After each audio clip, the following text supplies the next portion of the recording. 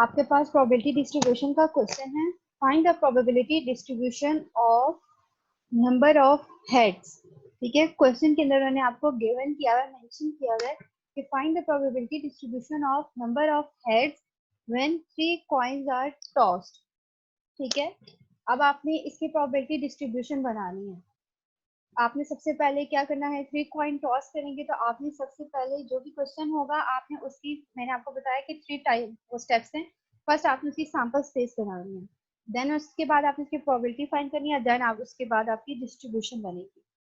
अब आपने क्या करना है, सैंपल 3 कॉइन टॉस के सैंपल स्पेस ये मैंने बना दिया, ये पहले भी आपको सिखाई है। ठीक है, अब आपने क्या करना है, उसके बाद आपका इंटरेस्ट जो है उसकी आपने प्रोबेबिलिटीज फाइंड करनी है। इन सब की तो प्रोबेबिलिटीज नहीं फाइंड करना है, आपका इंटरेस्ट किसमें है, आपने उन्होंने आपको किसकी कहा है, आपकी प्रोबेबिलिटी डिस्ट्रीब्यूशन आपने किसकी बनानी है, नंबर ऑफ हेड्स की। सिर्फ जिसमें आपके हेड्स आ रहे हैं और कितने नंबर ऑफ हेड्स आ रहे हैं, 1 2 3 4 5 जितने भी आ रहे हैं, ठीक है, आपने उनकी फाइंड करनी है प्रोबेबिलिटी और देन आपने उसकी डिस्ट्रीब्यूशन बनानी है। अब आपका क्या है, आपने सबसे पहले लिखना है probability of number of heads. ठीक है, अब नंबर ऑफ हेड्स कितने, आपके 3 कॉइन टॉस करेंगे तो आपके ज्यादा से ज्यादा 3 आपके हेड्स आ सकते हैं ना। ठीक है, उससे ज्यादा तो आपके हेड्स नहीं आ सकते, 3 हेड्स आ सकते हैं। और आपके पास कितने हेड्स आ सकते हैं, 2, इसमें भी 2 2 1 1 1 एंड 0। ठीक है, इसमें 3 हेड हैं, then 2 head 2 2 1 head 1 head 1 and last में 0। उन्होंने आपको कहा है कि नंबर ऑफ हेड्स की आपने प्रोबेबिलिटी फाइंड करनी है। इसका मतलब है कि आपने प्रोबेबिलिटी कहाँ से कहाँ तक फाइंड करनी है, 0 is less then x is less then 3। ठीक है, आपके पास ये हमने रेंज कैसे बनाई है कि आपके पास 0 हेड हो सकते हैं, 1 हो सकते हैं, 2 हो सकते हैं, 3 हो सकते हैं। ठीक है, इसलिए हमने रेंज बना लिया 0 to 3। इसका मतलब है कि 0 1 2 एंड 3 इन सब की हमने प्रोबेबिलिटीज सेपरेट फाइंड करनी है। आपके पास इसके अंदर होता है प्रोबेबिलिटी ऑफ, फॉर्मूला होता है आपके पास डिस्ट्रीब्यूशन फंक्शन का, capital X is equal to small X I. ठीक है, अब एक्स आई, ये आपकी एक्स आई की वैल्यूज हैं, 0 1 2 3। ठीक है, एक्स आई, x1, x2, x3, x4, ये आपके पास आपकी क्या आ गई है, एक्स वन आई में आपके पास कितनी वैल्यूज आ गई हैं, 1 0 1 2 एंड 3। ये आपने इनकी सेपरेट सेपरेट प्रोबेबिलिटी फाइंड करनी है। ठीक है, अब सबसे पहले आप 0 की करेंगे, probability of x is equal to, first वाला ले लेते हैं 0, x इज इक्वल टू 0। ठीक है, इसमें उसके बाद आप लेंगे प्रोबेबिलिटी ऑफ 1 2 एंड 3, अलग अलग इनके सबकी करनी है, x इज इक्वल टू 1। ठीक है, probability of x is equal to 2, probability of x is equal to 3। 3 तक आपके हेड जा रहे हैं, इसलिए हमने 0 से स्टार्ट किया है और 1 2 एंड 3 हम इनकी सेपरेट सेपरेट अब प्रोबेबिलिटी फाइंड करेंगे। प्रोबेबिलिटी कैसे फाइंड करेंगे, आप सबसे पहले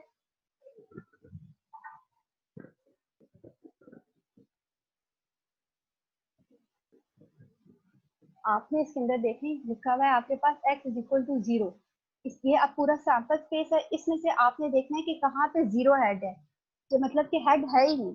ठीक है, तो आपका वो कहाँ आ रहा है, ये इसके अंदर आ रहा है, 0 हेड इसमें है ना।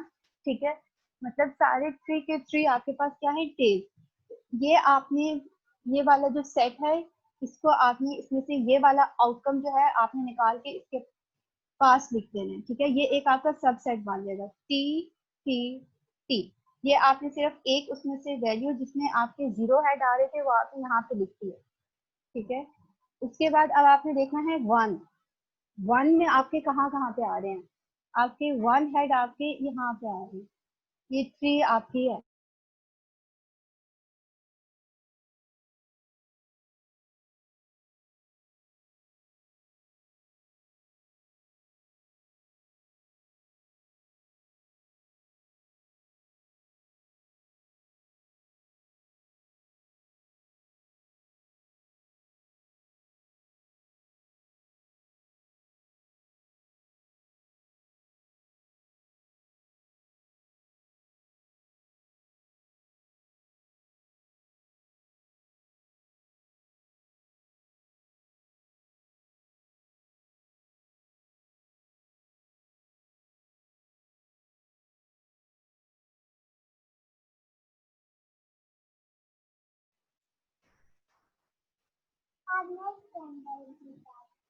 बेटा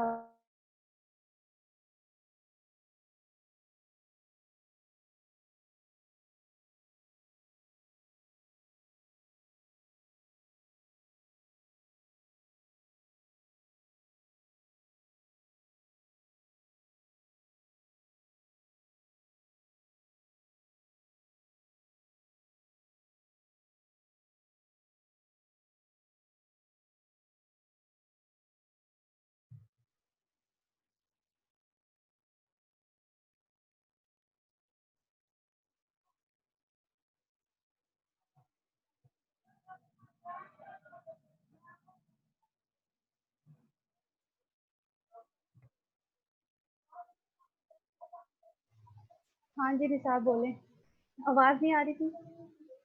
जी जी मैम, आवाज़ नहीं आ रही थी। वो माइक पता नहीं कैसे बंद हो गया, कब से नहीं आ रही, कहाँ से मैंने स्टार्ट करना है? मैम जैसे ही ये आपने शुरू किया है ना, वहीं से यानी फर्स्ट सिंपल स्पेस से। अच्छा अच्छा, इतनी देर हो गया बंद है, पता ही नहीं चला। जी मैम। अच्छा चलिए ठीक है, दोबारा बताती हूँ। अच्छा देखिए, इसमें आपके पास क्या है, आपके पास क्वेश्चन था find the probability distribution of number of heads when 3 coins are tossed. ठीक है, जब आप वो कह रहे हैं प्रोबेबिलिटी डिस्ट्रीब्यूशन आपने फाइंड करनी है जब आप 3 हेड्स टॉस कर रहे हैं। नहीं, नंबर ऑफ हेड्स आपने फाइंड करना है जब आप 3 कॉइन टॉस कर, ठीक है। उसमें आपने सैंपल स्पेस, आपने सबसे पहले 3 कॉइन टॉस किए हैं तो उसकी सैंपल स्पेस आपने बना लिया है, ठीक है।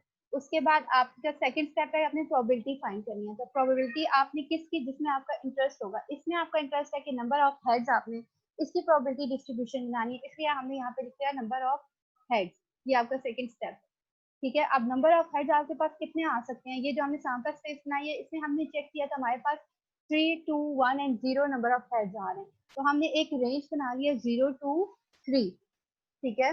0 to 3 रेंज बना लिया, इसके अंदर हमारे पास इसका मतलब है कि 0, 1, 2 एंड 3 नंबर ऑफ हेड्स आपके अपीयर हो सकते हैं। अब क्या करना है, आपका फॉर्मूला था probability of x is equal to small X I, ठीक है। एक्स आई, आपके पास एक्स आई की क्या क्या वैल्यूज थी, 0, 1, 2 एंड 3, ये वैल्यूज हैं, ठीक है। तो सर आपने इनकी सब की सेपरेट सेपरेट प्रोबेबिलिटी फाइंड करनी है। Probability of x is equal to, पहले आप 0 की करेंगे, ठीक है, उसके बाद 1 की। यहाँ पे आपके पास जितने नंबर ऑफ हेड्स आएंगे उतने, अगर आप 4 कॉइन टॉस करते तो आपके पास 4 नंबर ऑफ हेड्स भी आ सकते थे, ठीक है। लेकिन हमने 3 कॉइन टॉस किया तो हमारे ज्यादा से ज्यादा 3 हेड्स आ सकते हैं, इसलिए हमने 0, 1, 2 एंड 3 कर दिया। फर्स्ट हमने 0, 1, 2 एंड 3 हमने सेपरेट लिख लिया। उसके बाद हमने क्या किया, अब देखना है कि आपने इसके अंदर ये सैंपल स्पेस है, सैंपल स्पेस में से आपने 0 वाले जो सिर्फ है ना जिसमें 0 हेड आ रहे हैं, आपने वो वाला जो है एक कैटेगरी आउटकम जो है वो आपने यहाँ पे सेपरेट करके लिखी है। अब आप अपना सैंपल स्पेस देखें, सैंपल स्पेस के अंदर 0 हेड कहाँ कहाँ आ रहे हैं। 0 हेड सिर्फ यहाँ पे आ रहा है, ये लास्ट वाले में, ठीक है। टेल टेल टेल, इसलिए हमने यहाँ पे लिखी है क्योंकि इसमें 0 हेड से यहाँ पे लिखी है। अब जिसमें 1 हेड होगा वो वाले 1 हेड वाले यहाँ पे लिखती है, ठीक है, ये वाले सारे थे। एंड देन आपके पास 2 हेड है, ये 2 हेड वाले आपने यहाँ पे लिखे हैं। देन आपके पास x3 है, x3 मीन्स 3 हेड्स वाला आपने सेट यहाँ पे लिखना है, तो वो 3 हेड्स वाला सेट हमने यहाँ पे लिख दिया है।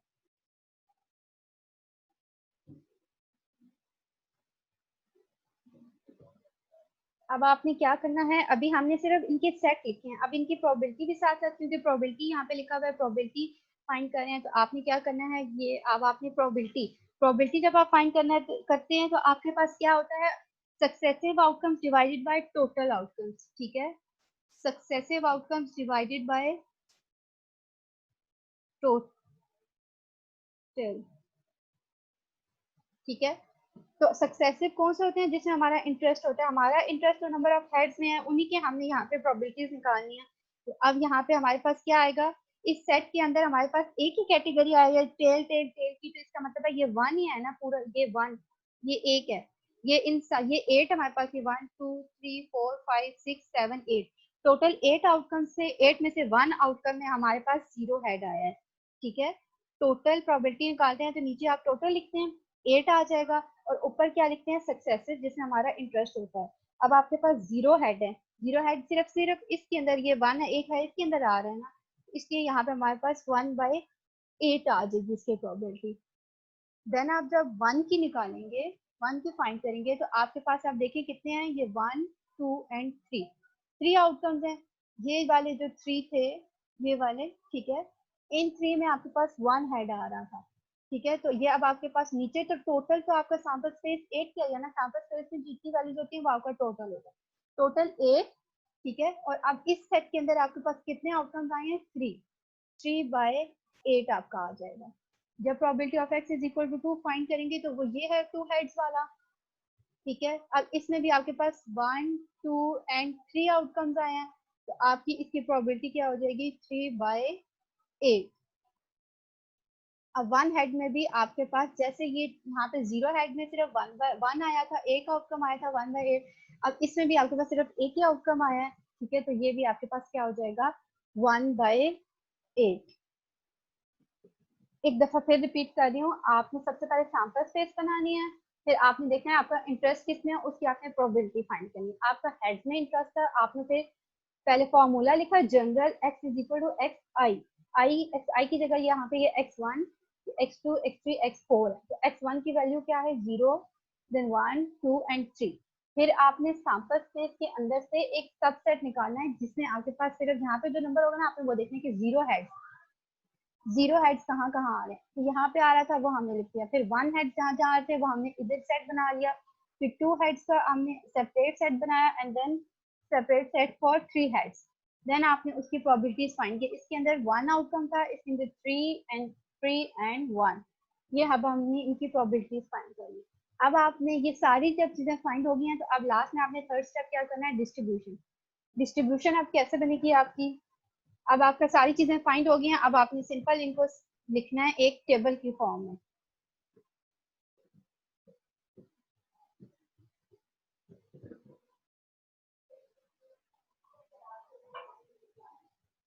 अब आपने इसको टेबल की फॉर्म में लिखना है, तो आपने कैसे लिखना है, जो उन्होंने जो चीज फाइंड करने को कही है उसी का आपने लिखना है, ठीक है। उसके अलावा आपने कोई और नहीं लिखना। नंबर ऑफ हेड्स, ठीक है। उन्होंने आपको कहा था कि आपने प्रोबेबिलिटी फाइंड करनी है, नंबर ऑफ हेड्स की प्रोबेबिलिटी डिस्ट्रीब्यूशन फाइंड करनी है, ठीक है।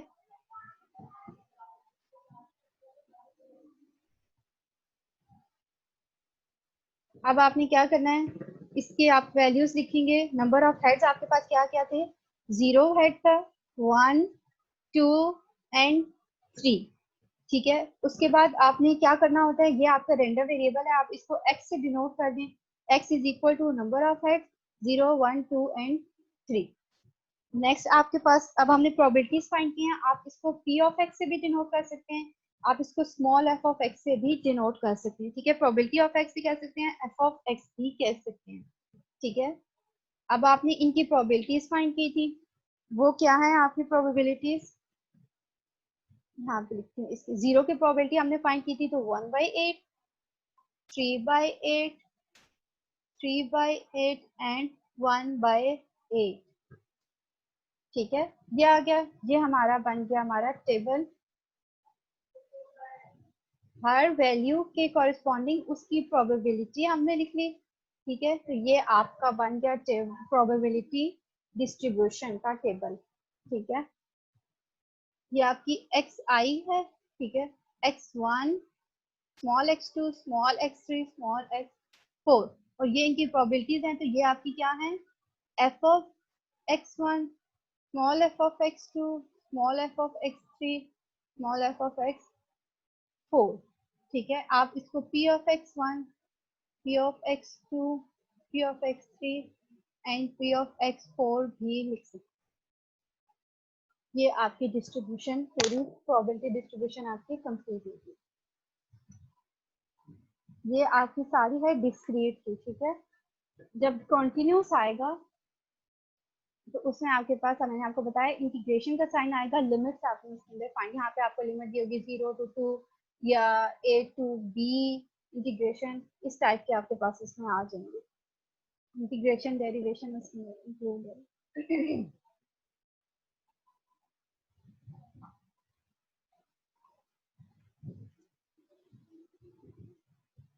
ये एक probability distribution, discrete probability distribution का हमने एक क्वेश्चन किया।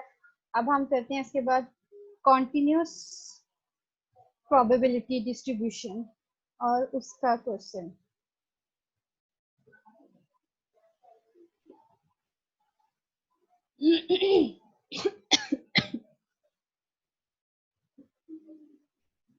Continuous random variable, random variable आपको एक डिस्क्रीट रैंडम वेरिएबल होता है, एक कॉन्टिन्यूस, ठीक है।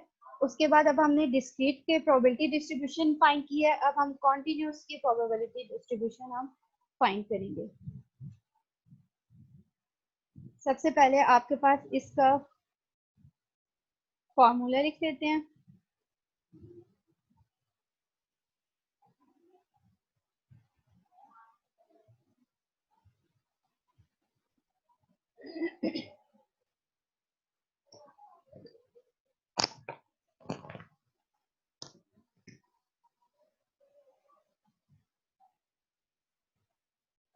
Probability distribution of continuous random variable में आपके पास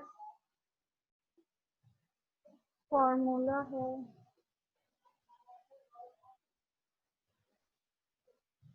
probability of capital X is equal to small x, ठीक है। इक्वल टू का ही साइन है, लेकिन आपके पास क्या हो जाएगा, यहाँ पे अब आ जाएगा integration of f of x dx is equal to 0। यहाँ पे x आई करना, ठीक है। जो भी रैंडम वेरिएबल है उसकी डिफरेंट वैल्यूज हैं, उसके आपके पास यहाँ पे क्या आ जाएगी, इंटीग्रेशन आ जाएगी आपके पास।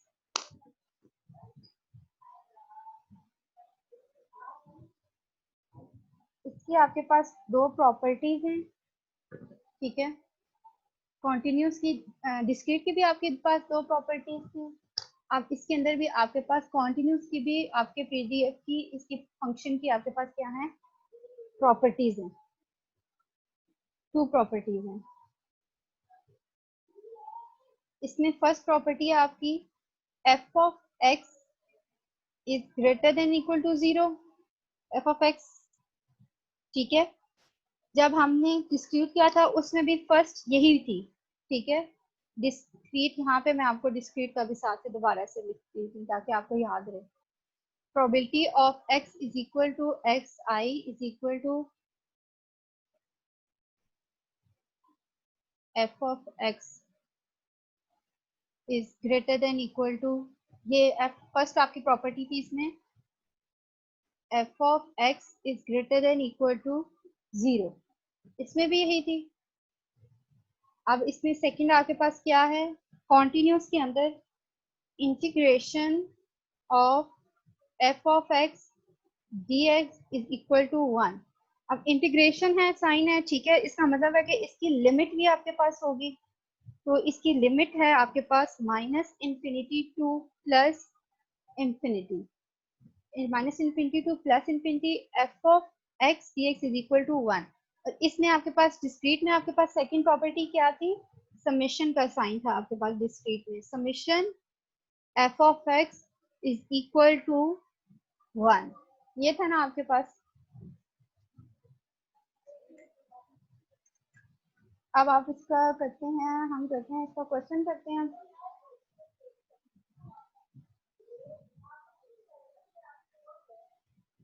कॉन्टिन्यूस का ये आपने अब इसमें फॉर्मूला यूज करना है माइनस इनफिनिटी, ये आपके पास दो उसकी प्रॉपर्टीज हैं, ठीक है। इन दोनों प्रॉपर्टीज को आपने चेक करना है जो भी आपको फंक्शन दिया है। अच्छा एक और चीज, जो भी आपके पास फंक्शन होगा ना, ठीक है, इसमें आप उसको कहेंगे, फंक्शन को आप कहेंगे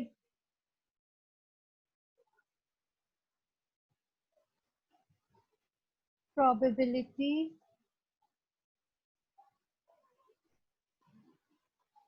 डिस्ट्रीब्यूशन फंक्शन, ठीक है। प्रोबेबिलिटी डिस्क्रीट के अंदर आपका जो फंक्शन होगा उसको आप कहेंगे प्रोबेबिलिटी डिस्ट्रीब्यूशन फंक्शन, और आप उसको पीडीएफ भी कह सकते हैं, ठीक है, प्रोबेबिलिटी डिस्ट्रीब्यूशन फंक्शन। जब आपके पास कॉन्टिन्यूस आ जाएगा, कॉन्टिन्यूस के अंदर आप अपने फंक्शन को कहेंगे, जो भी आपका फंक्शन आपको गिवन होगा, f of x is equal to 1/2 k, या जो भी फंक्शन इस तरह आपको कोई गिवन होगा, ठीक है। तो जो आपके पास फंक्शन होगा, आपने उस फंक्शन को कहना है प्रोबेबिलिटी डेंसिटी फंक्शन। ये भी पीडीएफ से ही डिनोट होगा, लेकिन दोनों में डिफरेंस क्या है कि ये प्रोबेबिलिटी डिस्ट्रीब्यूशन फंक्शन है और इसको कंटिन्यूस वाले को आप कहेंगे प्रोबेबिलिटी डेंसिटी फंक्शन। आपका डिस्क्रीट में जो आपके ग्राफ्स बनते हैं, ठीक है, डिस्क्रीट में आपके ग्राफ्स में क्या होता है, जंप होता है। यहाँ पे कोई वैल्यू आ रही है, इस तरह आपका कोई ग्राफ होता है। यहाँ पे देखें, अब आपकी लाइन जो है यहाँ पे आपकी ब्रेक हो सकती है, ठीक है। कुछ यहाँ x1 x2 x3 x4, let's suppose आपके यहाँ पे डिस्क्रीट का ग्राफ बना रहे हैं, यहाँ पे आपके पास उसकी वैल्यूज हैं और यहाँ पे आपके पास प्रोबेबिलिटीज हैं। एक्स एक्सिस पे आपके पास वैल्यूज हैं, ठीक है, वाई एक्सिस पे आपके पास प्रोबेबिलिटीज हैं। आप उनका ग्राफ बना रहे हैं तो आपका ग्राफ इस तरह जंप कर सकते हैं, ठीक है, बीच में स्पेस आ सकती है। x1 से x2 तक वो कांस्टेंट रह सकता है, लेकिन आगे जो है वो फिर उसने x3 पे जाने के लिए वो उसके उसके ग्राफ के अंदर जो है वो जंप आ सकती है, ब्रेक्स आ सकते हैं, ठीक है, उसके अंदर। लेकिन जब आप कॉन्टिन्यूस का ग्राफ बनाएंगे तो उसमें आपके पास इस तरह कोई आपके पास ग्राफ बनेगा, इसमें कोई ब्रेक नहीं होगी। आपका जो भी लाइन है वो सीधी आपकी लाइन इस तरह आगे जाएगी या ऊपर जाएगी या पीक पे जाएगी या डाउनवर्ड जाएगी, जहां भी जाएगी, लेकिन उसमें आपका क्या होगा, आपकी कोई ब्रेक नहीं होगा, आपकी स्मूथ एक इसके अंदर आपके ग्राफ आपका बनेगा।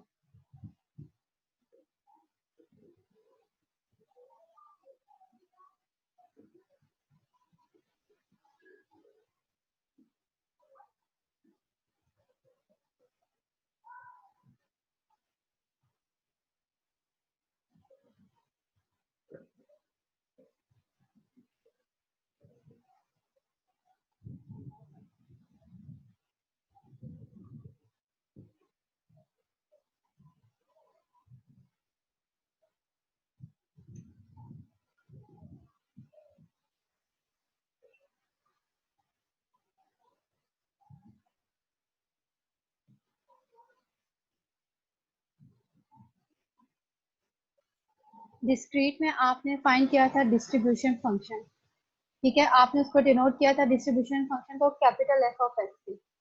कॉन्टिन्यूस में भी इसी तरह आपके पास आता है और आप उसको डिनोट करते हैं कैपिटल एफ ऑफ एक्स से। लेकिन इसमें आपके पास क्या आ जाता है कैपिटल एफ ऑफ एक्स में, यहाँ पे हमारे पास था probability of x is less than equal to x था, ठीक है।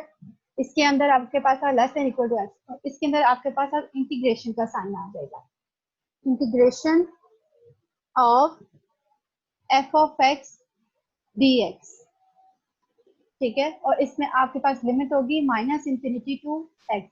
इसमें भी ये इसका यही मतलब है कि एक्स से लेके नीचे नीचे आपकी जितनी सारी वैल्यूज हैं वो आपकी इंक्लूड होंगी, एक्स भी आपको वो कोई नंबर बताएगा, ठीक है, उस नंबर से लेके नीचे नीचे आपकी सारी वैल्यूज इंक्लूड होंगी। कम्युलेटिव इसको कहते हैं, डिस्ट्रीब्यूशन फंक्शन को इसलिए हम कम्युलेटिव कहते हैं। कॉन्टिन्यूस में भी आप डिस्ट्रीब्यूशन फंक्शन को एफ ऑफ एक्स से डिनोट करेंगे और उसकी रेंज आपकी स्टार्ट होगी माइनस इंफिनिटी टू एक्स, ठीक है। अगर आपको वो एक फंक्शन देते हैं और उसकी आपको वो साथ रेंज दे देते हैं 0 से लेके 3 तक है, ठीक है। अब आपने इसका डिस्ट्रीब्यूशन फंक्शन फाइंड करना है, ठीक है, तो आप इसकी लिमिट कैसे लिखेंगे, ये स्टार्ट तो माइनस इंफिनिटी से हो रही है ना और एक्स तक है, एक्स अब आपका क्या होगा, इससे 0 से पीछे आएगा ना माइनस इंफिनिटी, हम यहाँ पे लिख लेते हैं, ठीक है। तो आपके माइनस इंफिनिटी से एक्स से पीछे पीछे वाली वैल्यूज आएंगी तो माइनस इंफिनिटी टू 0 आपकी लिमिट बन जाएगी, ठीक है। उसने कहा है कि एक्स से प्रीवियस वाली वैल्यूज आएंगी, ठीक है, तो माइनस उससे पिछली लास्ट पिछली वाली वैल्यू, तो हमें पता है कि एक्स से प्रीवियस वैल्यू 0 है, तो 0 से प्रीवियस हमें नहीं पता ना, तो फिर वो इसकी फंक्शन में उन्होंने हमें लिमिट दी दी है, तो इसलिए हमने वही लिमिट नीचे लिखी है और एक्स से प्रीवियस वाली जो है वो हमने ऊपर लिख दिया, तो फिर हम इसकी इंटीग्रेशन करेंगे माइनस इंफिनिटी से 0 आपका आ जाएगा। अभी इसको क्वेश्चन करते हैं तो आपको फिर से क्लियर हो जाएगा इसका।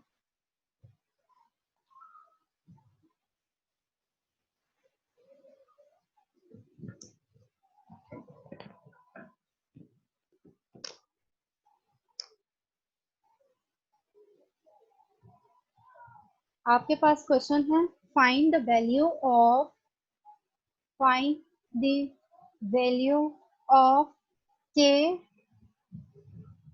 so that the function f of x of function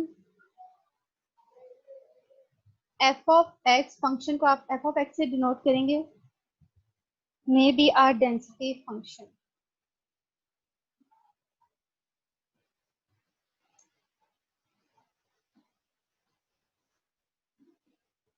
question में आपको कह रहे हैं कि आपको जो भी फंक्शन गिवन है आपने उसकी क्या फाइंड करनी है। सबसे पहले फंक्शन के अंदर उसकी वैल्यू फाइंड करनी है के, तब आपका पूरा फंक्शन कंप्लीट होगा। फिर वो आपको कह रहे हैं कि आपने वो चेक करना है कि मे बी और डेंसिटी फंक्शन के वो डेंसिटी फंक्शन है भी या नहीं है, या हमने ऐसे ही उसको लिख दिया है। ठीक है, अब आपको उन्होंने ये ए पार्ट में, ये ए पार्ट है इसका, ठीक है। अब फंक्शन इसको उन्होंने आपको दिया हुआ है एफ ऑफ एक्स, क्वेश्चन के अंदर गिवन है function f of x is equal to k x, ठीक है। और साथ आपको उन्होंने रेंज दी हुई है 0 is less than x is less then 2, ठीक है। अब सबसे पहले ए पार्ट है कि हमने ये फाइंड करेंगे, के की वैल्यू फाइंड करेंगे, ठीक है। और उसके बाद हम उसको चेक करेंगे कि वो डेंसिटी फंक्शन है कि नहीं। कॉन्टिन्यूस के ना, यहाँ पे उन्होंने डेंसिटी फंक्शन लिखा है। अगर वो खाली डिस्ट्रीब्यूशन फंक्शन लिखते हैं तो कैपिटल एफ ऑफ एक्स, और प्रोबेबिलिटी डिस्ट्रीब्यूशन लिखते हैं तो वो फिर आपका डिस्क्रीट में आ जाता है। अब उन्होंने कहा कि ये फंक्शन है, आपने इसकी क्या करनी है, के की वैल्यू फाइंड करनी है। तो अब हमें पता है कि एफ ऑफ एक्स का फॉर्मूला हमारे पास कॉन्टिन्यूस में क्या होता है, इंटीग्रेशन ऑफ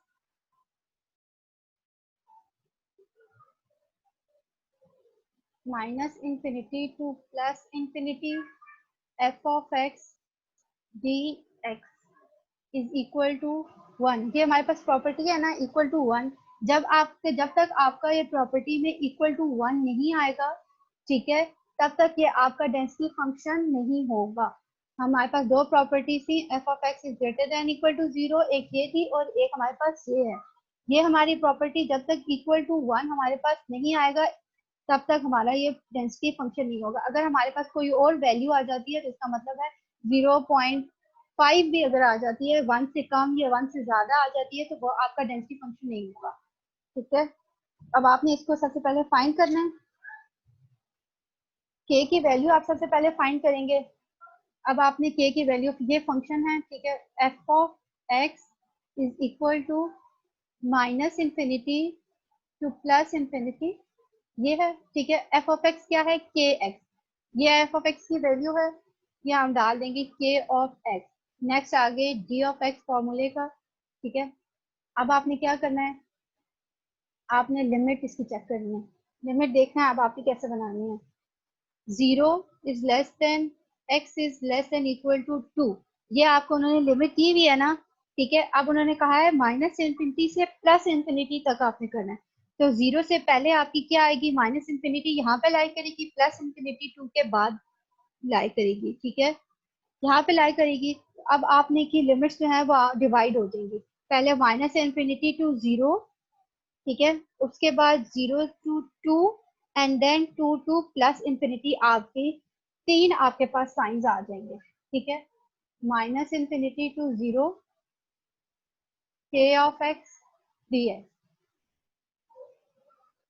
प्लस, अब सेकेंड लिमिट क्या है, 0 से 2, 0 टू 2 के एक्स डी एक्स प्लस 2 से plus infinity, 2 to plus infinity के एक्स डी एक्स।